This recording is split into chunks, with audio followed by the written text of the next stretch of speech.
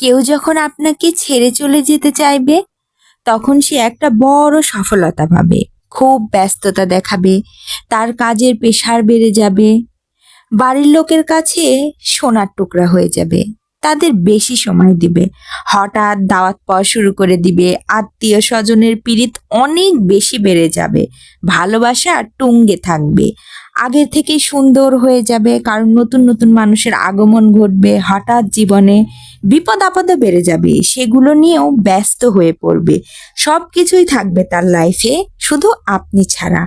আপনি সব বুঝবেন, আপনি কতটা ভ্যালুলেস, কিংবা আপনি মানতে পারবেন না, কাঁদবেন, বোঝাবেন, কোনো কাজ হবে না। তখন মনকে শক্ত করে জানাতে হবে এবং হেরে যেয়া যাবে না, কোনোভাবেই না।